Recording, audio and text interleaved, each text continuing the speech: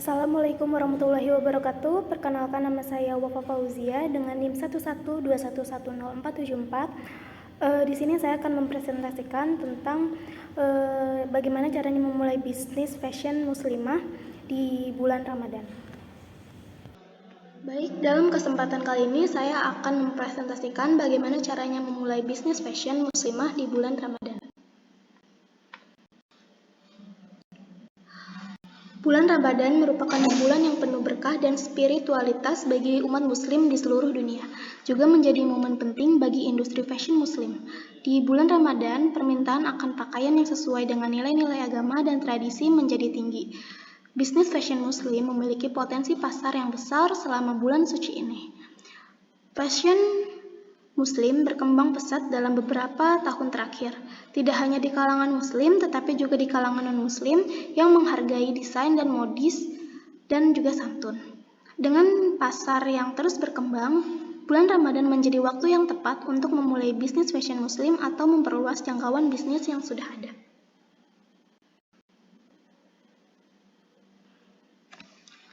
Berikut ada potensi pasar fashion Muslim di bulan Ramadan. Yang pertama, bisa menjadikan peningkatan permintaan. Hal ini tentunya dikarenakan banyak konsumen membutuhkan pakaian muslimah yang nyaman dan sopan untuk digunakan selama menjalankan ibadah, sekaligus busana yang layak dan menarik untuk menyambut Hari Raya Idul Fitri. Tradisi membeli pakaian baru menjelang Lebaran membuat daya beli masyarakat meningkat sehingga penjualan produk fashion muslimah cenderung melonjak dibandingkan bulan-bulan biasanya. Lalu, kesempatan bisnis yang luas. Bulan Ramadan menawarkan kesempatan berbisnis yang luas bagi para pengusaha fashion. Hal ini dikarenakan dalam berbagai segmen pasar yang dapat dijangkau, mulai dari remaja hingga orang dewasa, dari produk harian yang sederhana hingga busana lebaran yang lebih eksklusif. Perkembangan penjualan online dan media sosial semakin memudahkan pelaku usaha untuk memasarkan produknya ke wilayah yang lebih luas tanpa harus memiliki toko fisik, sehingga peluang pertumbuhan bisnis menjadi semakin besar. Lalu ada layanan pelanggan yang ramah. Hal ini harus diterapkan dikarenakan konsumen cenderung lebih sensitif terhadap pelayanan, terutama terkait kecepatan respon, kejelasan informasi produk, dan kepastian pengiriman sebelum Lebaran. Pelayanan yang baik akan menciptakan rasa percaya dan kenyamanan hingga pelanggan tidak hanya melakukan pembelian sekali, tetapi juga berpotensi menjadi pelanggan setia dan merekomendasikan produk kita kepada orang lain.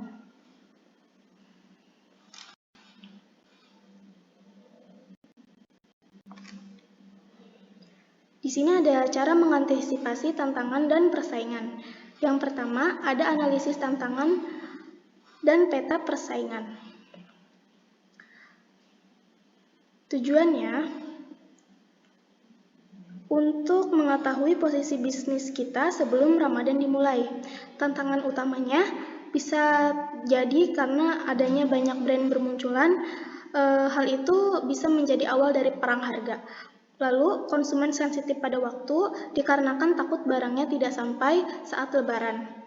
Lalu, tren cepat berubah. Lonjakan permintaan juga sangat mendadak. Untuk cara mengantisipasinya, dengan cara membandingkan produk kita dengan kompetitor, mulai dari harga, desain, dan juga promo. Lalu, tentukan kelebihan utama brand kita, seperti kenyamanan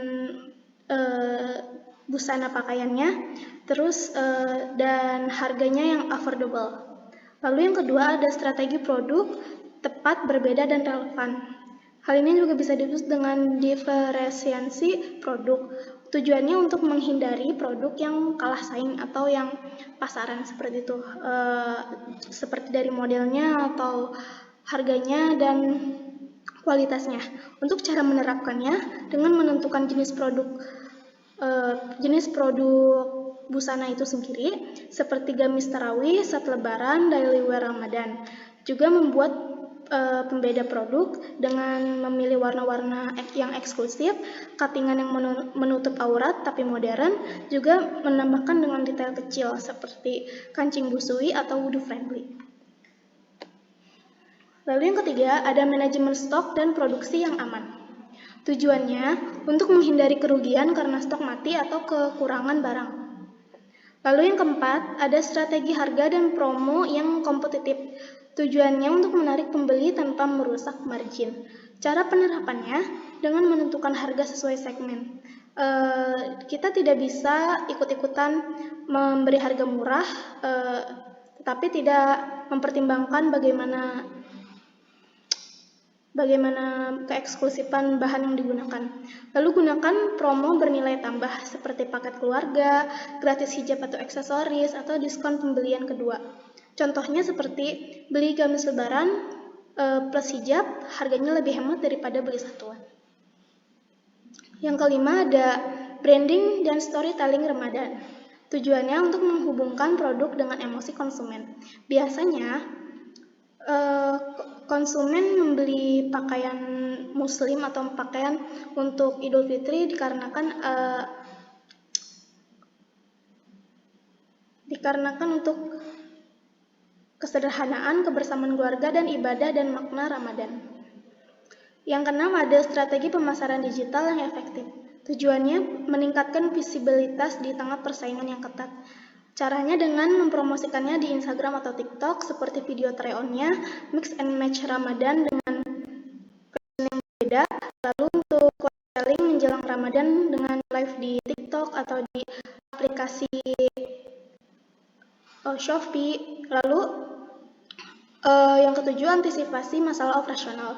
Tujuannya untuk menjaga kepercayaan pelanggan dengan membuat SOP pengiriman jelas, lalu harus mengutamakan komunikasi estimasi kirim secara transparan dengan menggunakan kurir yang cepat dan terpercaya. Yang kedelapan, ada kolaborasi dan influencer. Tujuannya untuk memperluas jangkauan pasar. Bisa menggandeng mikro-influencer muslimah, sistem barter atau affiliate, juga berkolaborasi dengan UMKM hijab, aksesoris, atau mukena. Yang kesembilan, strategi pasca lebaran. Tujuannya untuk memaksimalkan pelanggan baru. Cara penerapannya seperti sell after lebaran, koleksi daily wear, lalu follow up pelanggan Ramadan. Bisa melalui WA, email, atau Instagram. Nah, hal ini bisa digunakan sebagai cara utama menghadapi tantangan dan persaingan fashion muslimah di bulan Ramadan. Dengan perencanaan yang matang, juga produk berbeda, pemasaran emosional, dan operasional rapih.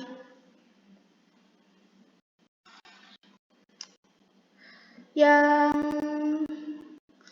ketiga, dengan mencatat setiap penjualan. Mencatat setiap penjualan dari usaha yang dijalankan merupakan langkah penting untuk menjaga bisnis tetap terkontrol dan berkembang. Dengan catatan yang rapi, pemilik usaha dapat mengetahui arus dan keluar barang serta uang secara jelas, sehingga resiko kesalahan, kehilangan stok, atau ketidaksesuaian laporan dapat diminimalkan. Yang pertama, dengan mengatur stok barang. Dengan mengatur stok barang menjadi lebih mudah dikarenakan setiap transaksi penjualan tercatat dengan baik. Lalu, data penjualan dapat menunjukkan produk mana yang paling laku dan mana yang jarang diminati, sehingga pemilik usaha dapat menentukan kapan harus menambahkan stok atau menghentikan produksi barang tertentu. Dengan manajemen stok yang baik, usaha dapat menghindari kehabisan barang saat permintaan tinggi maupun penumpukan stok yang berpotensi menimbulkan kerugian. Lalu, dengan mencatat metode transaksi penjualan juga sangat penting, terutama ketika usaha menerima berbagai cara pembayaran seperti tunai, transfer bank, dompet digital, atau marketplace.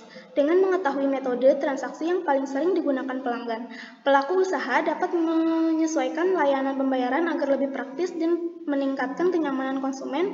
Selain itu, pencatatan ini membantu memudahkan proses pengecekan keuangan dan mengurangi kesalahan pencatatan pemasukan.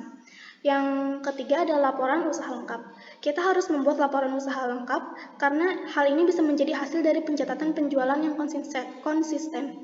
Melalui laporan tersebut, pemilik usaha dapat melihat kondisi keuangan secara menyeluruh, mulai dari omset, laba, hingga biaya operasional. Laporan ini sangat berguna untuk mengevaluasi kinerja usaha, menceritakan strategi ke depan, serta menjadi dasar yang kuat jika usaha ingin berkembang atau mencari pendanaan.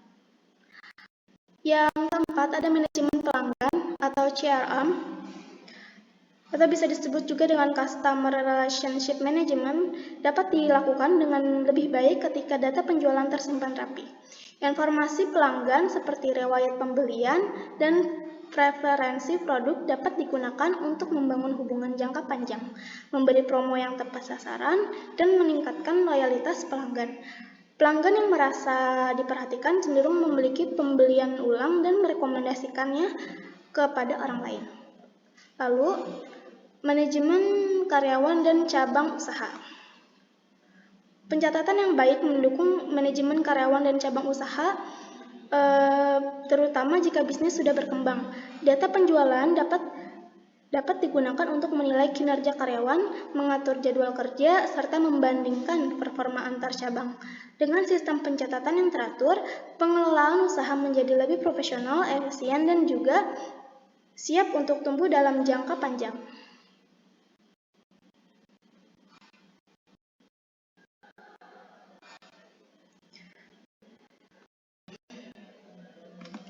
Berbisnis fashion muslimah pada bulan Ramadan merupakan peluang yang sangat menjanjikan karena meningkatnya kebutuhan masyarakat akan busana yang nyaman untuk beribadah sekaligus layak digunakan pada momen Idul Fitri. Tingginya minat beli selama Ramadan membuat periode ini menjadi waktu yang tepat bagi pelaku usaha untuk meningkatkan penjualan dan memperluas jangkauan pasar. Namun, besarnya peluang tersebut juga diiringi dengan persaingan yang ketat, sehingga diperlukan persiapan yang matang, mulai dari perencanaan produk, pengelolaan stok, hingga strategi pemasaran yang sesuai dengan nuansa Ramadan.